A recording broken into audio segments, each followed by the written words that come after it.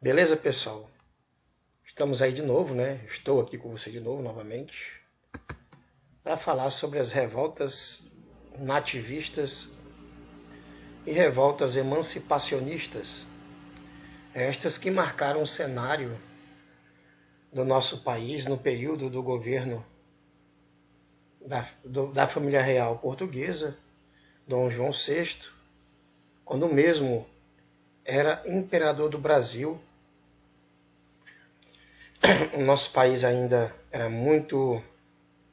recém-colonizado e detinha vários problemas. Problemas estes que levaram à insatisfação geral da população, que muitas vezes se rebelou contra as ordens, os ditames da família real portuguesa. Mas nós vamos entender melhor o que quer dizer, né? Ou o que é a revolta nativista e o que é a revolta emancipacionista. Revoluções nativistas, história do Brasil, portanto é o nosso tema de hoje. As rebeliões nativistas ocorreram no Brasil entre os séculos 17 e 18, como resultado, em sua maioria, da indisposição com a coroa portuguesa, ou seja, a maioria das revoltas era uma indisposição contra as leis que haviam surgido, que tinham sido criadas pela coroa portuguesa. Leis que prejudicavam profundamente agricultores, escravizadores, uma gama muito grande da sociedade. Então, durante a colonização do Brasil, muitos problemas foram se apresentando. Tais problemas abrangiam situações como a forma de concessão de terrenos para colonos e aventureiros que vinham de Portugal para aqui se estabelecer. A extração dos recursos naturais como o pau-brasil, o apresamento e o tráfico de indígenas, entre outras coisas. Essas situações acabaram promovendo as chamadas contradições da colônia. Tais contradições, as rebeliões nativistas, acabavam por se tornar emblemáticas, ou seja, essas revoltas, essas rebeliões eram frutos, logicamente, da cobiça de portugueses, da cobiça de brasileiros e o desejo de se livrar da administração portuguesa, o desejo de se livrar também dos impostos cobrados pela administração portuguesa no Brasil. Mas quais eram as causas principais, professor, das revoltas nativistas? Bem, muitas são as causas, que levaram as revoltas nativistas ao pé da letra, que impulsionaram estas revoltas, como o monopólio português do comércio de mercadorias, o fato de Portugal ter um monopólio de venda de mercadorias que vinham de diversas partes da Europa para o Brasil, e também pelo fato deles ter o monopólio de produtos brasileiros para vender para o mercado europeu. Era o exclusivismo português que causava tamanha revolta nos brasileiros. Preços elevados cobrados pelos produtos comercializados pelos portugueses, ou seja, os produtos brasileiros saíam daqui a preços baixos, os produtos da terra, eram comprados ao preço que os portugueses determinavam, enquanto os preços dos produtos que vinham de Portugal para cá eram elevados, eram caríssimos. Até porque eles queriam pagar pela viagem que o produto fez para vir de outras partes do mundo. Vocês estão entendendo? Muito bem. Medidas da metrópole que favoreciam os portugueses, principalmente os comerciantes. Tinha uma medida da metrópole que dava o exclusivismo dos portugueses em diversos frentes de comércio no Brasil. Inclusive, pessoal, Até mesmo na extração de ouro de Minas Gerais, o exclusivismo era dos portugueses. Basta você lembrar da Guerra dos Emboabas, em que a coroa portuguesa foi favorável aos portugueses naquele conflito, e contrário aos paulistas. Conflitos culturais, políticos e comerciais entre colonos e portugueses. Bem, os conflitos culturais, nós sabemos que é uma cultura totalmente diferente da nossa, ideias diferentes das ideias dos brasileiros, né? Os apoios políticos que os portugueses tinham ao imperador, o desejo de manter o Brasil sobre a égide da coroa portuguesa era totalmente diferente dos desejos de revoltosos das revoltas emancipacionistas, que até mesmo impulsionados pelo iluminismo, eles queriam uma república independente no Brasil. Altos impostos cobrados pela coroa portuguesa, principalmente sobre a extração do ouro realizada pelos colonos brasileiros. Olha só, quando nós formos estudar Minas Gerais, nós vamos falar sobre o quinto e também sobre a derrama. Dois impostos que incomodavam de certo os moradores de Minas Gerais. As casas de fundição. Tanto é que lá, em 1720, ocorreu a revolta de Filipe dos Santos, e em 1789 ocorreu a Inconfidência Mineira. Dois movimentos que, a princípio, lutavam contra os impostos, só que um era nativista, a de Filipe dos Santos, e a Inconfidência Mineira era uma revolta emancipacionista. Exploração colonial praticada por Portugal. Bem, isso aqui é muito simples, né? A forma de exploração portuguesa no nosso território também gerou algum descontentamento em relação à colonização dos mesmos e o rígido controle através de leis e impostos pela metrópole sobre o Brasil. As leis, como já falei para você, os impostos, o estanco, que era o monopólio, tudo isso era revoltoso para os brasileiros. Olha essa imagem aí. Esse aí é o Thomas Beckmann, dos irmãos Beckmann. Vamos falar, portanto, agora da revolta de Beckmann. Ali você vê um cavalo, né, carregando um fardo de algodão, tá, gente? Uma imagem bonita, né, do Brasil colônia, e negros trabalhando ali, um trabalhando numa roca, numa roda onde se transforma o algodão em linha, enfim.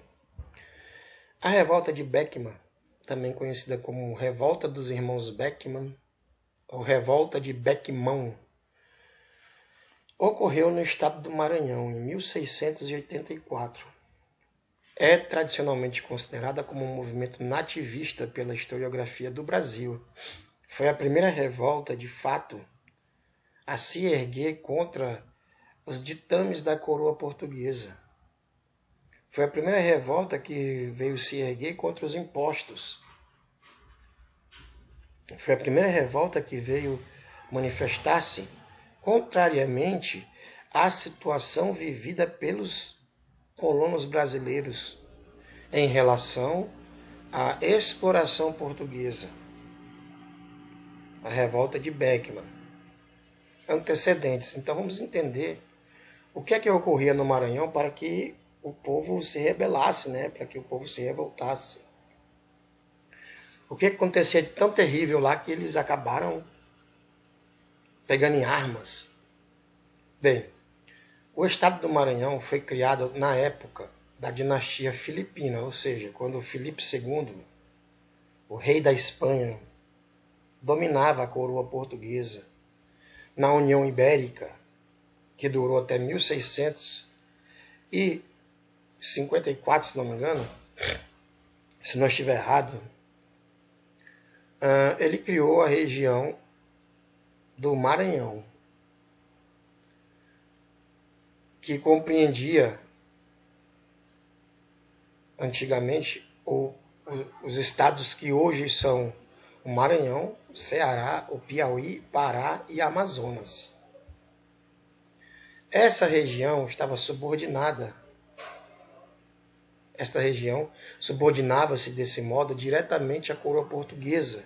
Então ela estava subordinada diretamente à coroa portuguesa e deveria pagar impostos diretamente à coroa portuguesa. E entre as suas atividades principais tinha lá a lavoura de cana-de-açúcar, o cultivo do tabaco, a pecuária para exportação do couro, porque a carne era para consumo interno, e a coleta de cacau.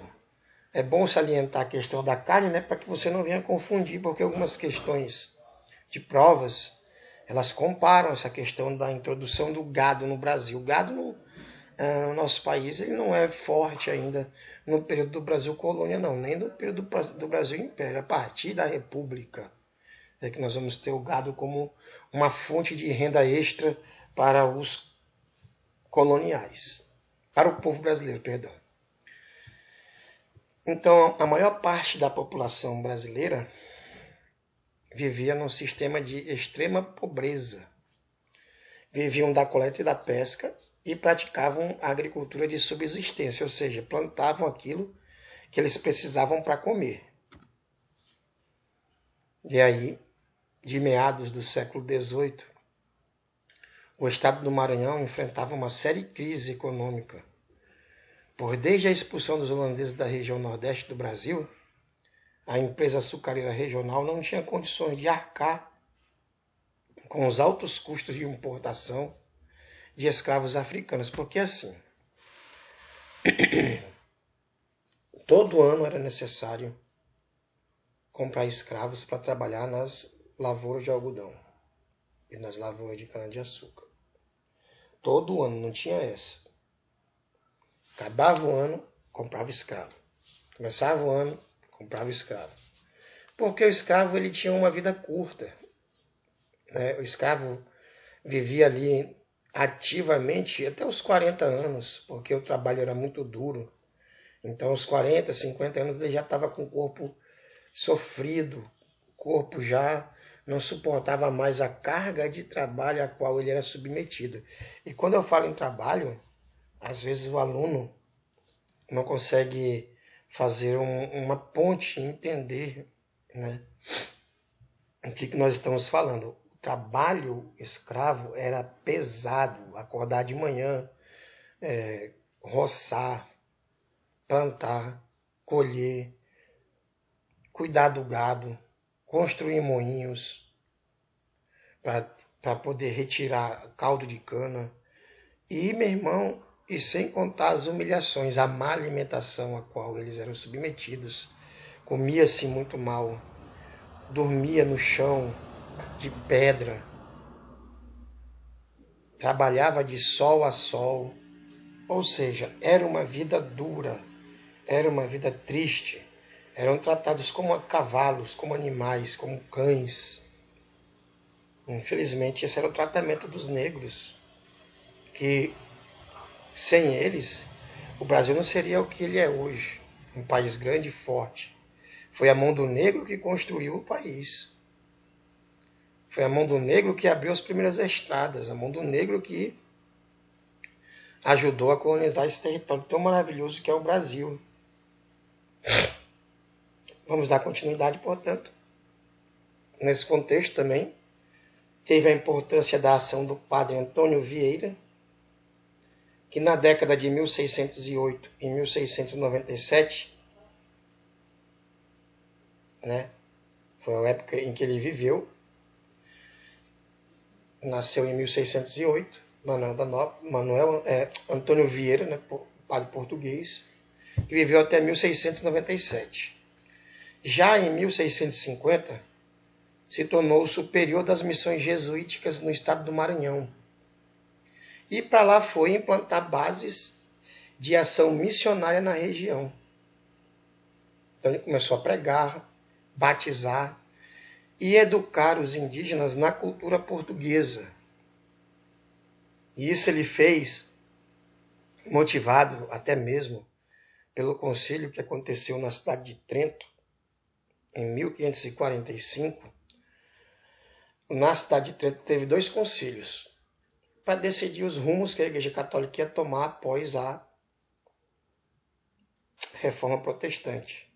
Lembrando que ocorrera em 1517 uma Reforma Protestante liderada pelo padre Martinho Lutero. E por causa desta Reforma Protestante, surgiram ali algumas religiões, as religiões evangélicas, a Igreja Luterana. E mais à frente, outro reformador, chamado João Calvino, ajudou na criação do calvinismo. O calvinismo que começou na Suíça, em Zurique, e se expandiu para o restante do mundo. E outros reformadores como John Hus, John Wycliffe, estes são os pais do protestantismo. O protestantismo deu uma quebrada violenta na Igreja Católica. Como assim? A Igreja Católica tinha 100% de fiéis. E de repente surge uma religião que derruba para mais da metade o número de fiéis.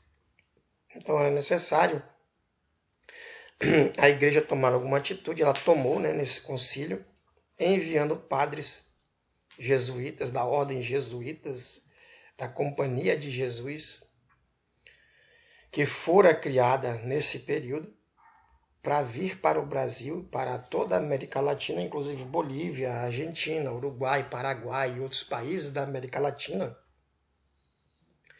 catequizar os indígenas. Bem, mas o que ocorreu foi o seguinte: com a vinda do padre Antônio Vieira para cá e com a pressão da Igreja Católica, Portugal aboliu a escravidão em 1680. No dia 1º de abril de 1680, ele criou um alvará abolindo a escravização indígena, sem qualquer exceção, delimitando mais adiante as respectivas áreas de atuação das diversas ordens religiosas. Ou seja, a igreja, em conjunto com a política, criou uma lei para proteger o indígena do extermínio, até porque o problema da escravidão não era nem tanto ficar preso. O problema eram as doenças que eram introduzidas pelo homem branco. Esse era o grande problema. E o extermínio das nações. Escravizar, o índio podia fugir, podia até conseguir com o tempo ser livre. Mas e as doenças, que os homens brancos levaram, que ajudaram a exterminar diversas tribos indígenas? O Brasil chegou a ter 5 milhões. Estou falando de 5 milhões, não é 5 mil não, é 5 milhões de índios. Para hoje, nós temos aí no nosso território uma faixa de 600 mil indígenas. Então, o decréscimo da comunidade indígena foi muito grande. Sem contar que muitas outras tribos acabaram sumindo do mapa, não existe mais não. Tem tribo indígena aí que só ficou na memória. Então, para poder contornar a situação, já que não era permitido escravizar mais o índio, tinha que encontrar uma outra alternativa para o trabalho no Maranhão. Então tá aí, Para contornar a questão da mão de obra, os senhores de engenho local organizaram tropas para invadir os aldeamentos organizados pelos jesuítas e capturar indígenas como escravos.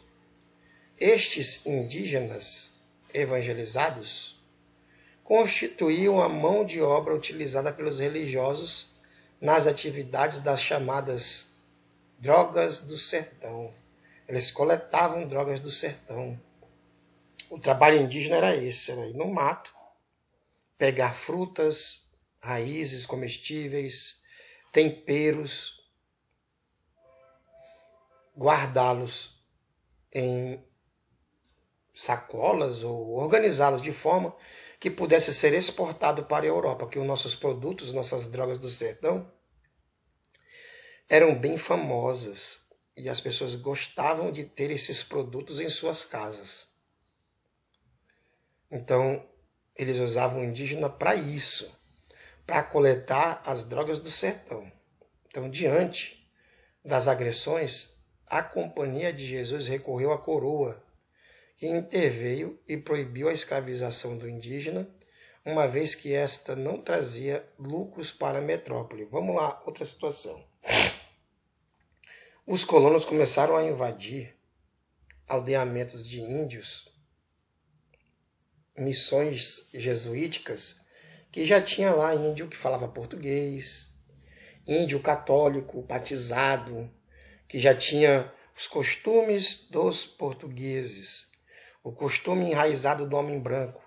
Então era muito mais fácil escravizar esse sujeito, esse cidadão, do que procurar no meio da mata ou na África um outro para poder escravizá-lo. Então era muito mais fácil chegar lá, invadir, pegar o índio, amarrar em cordas e levá-lo para trabalhar. Então vamos lá. Então, para solucionar o problema, novamente falando, falta de escravos, né? Esse problema que eu estou falando é a falta de escravos. A coroa instituiu a Companhia de Comércio do Maranhão, que surgiu em 1682, em moldes semelhantes ao da Companhia Geral do Comércio do Brasil, de 1649.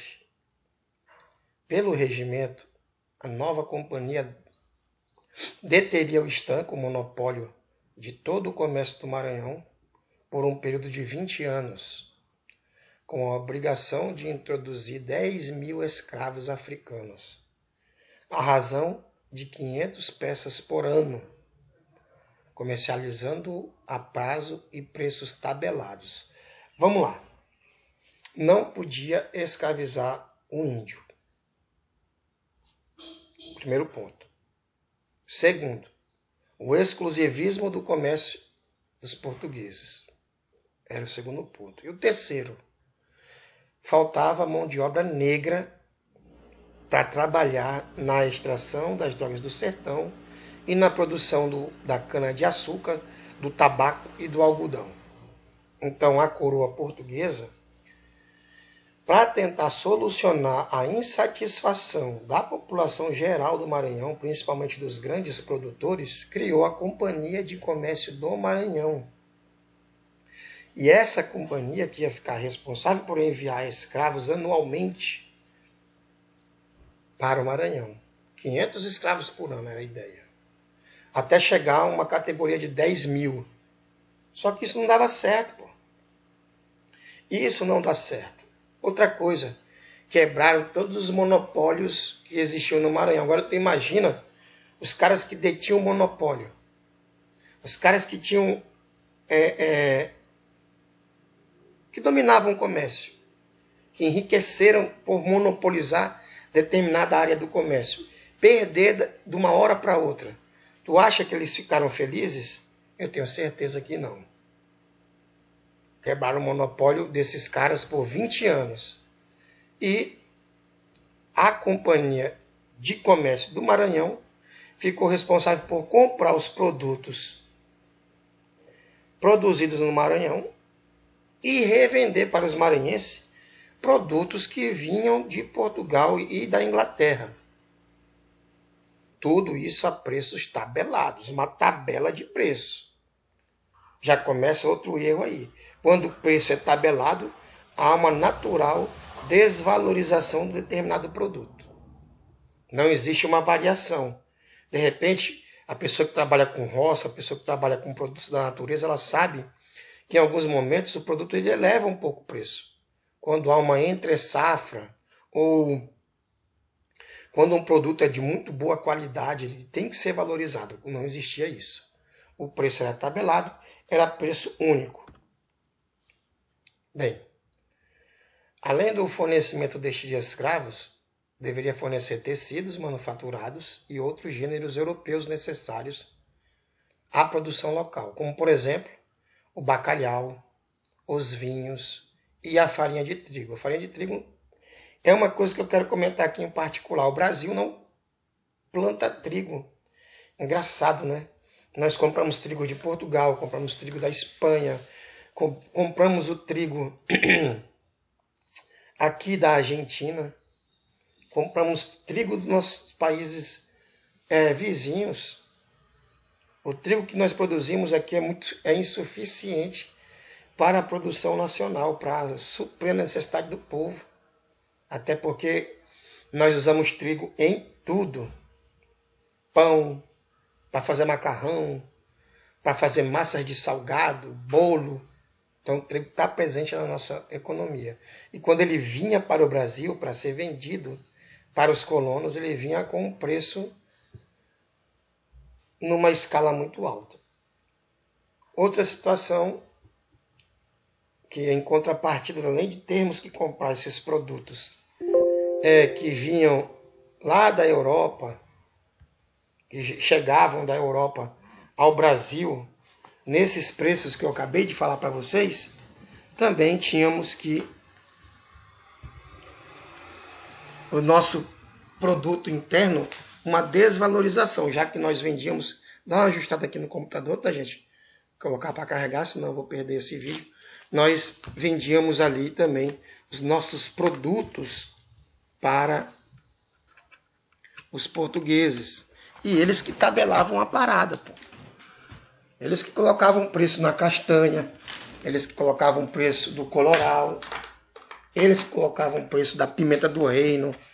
Eram os portugueses que tabelavam a situação dos preços no Brasil. Não eram os brasileiros. Isso aí era totalmente desvantajoso. Quebrou todo o esquema dos brasileiros. Porque não tinha mais lucro no seu comércio. Não existia mais aquela negociação.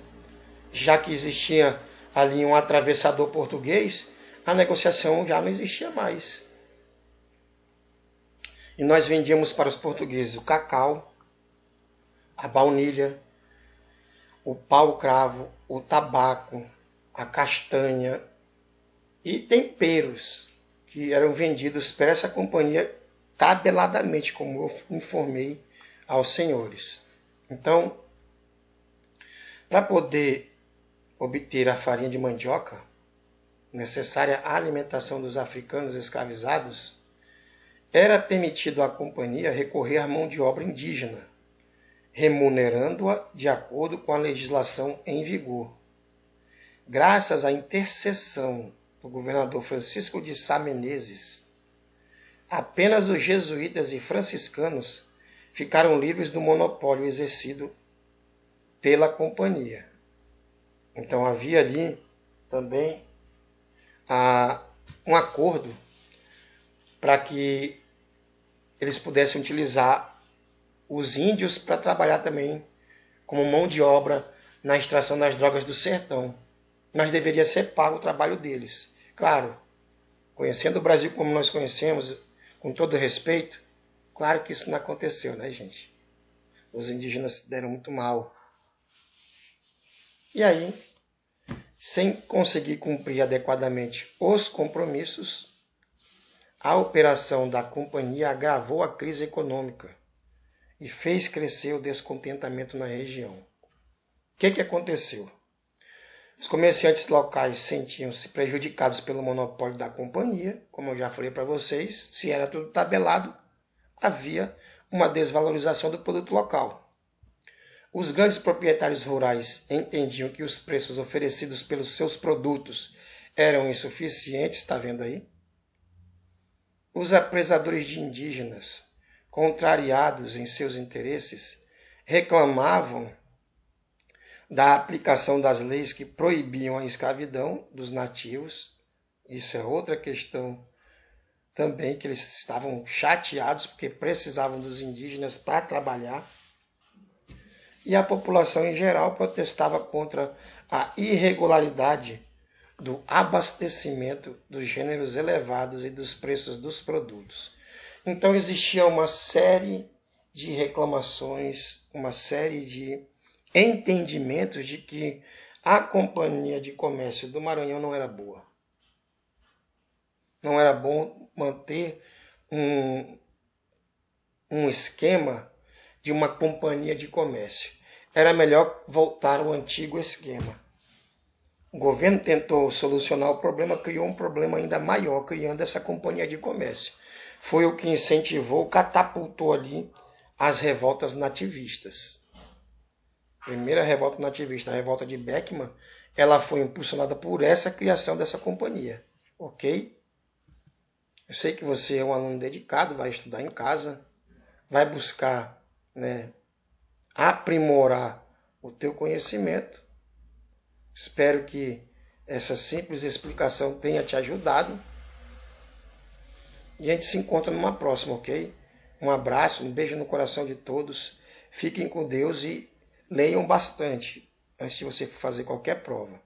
Leia bastante, procure ver minisséries, filmes e dicas.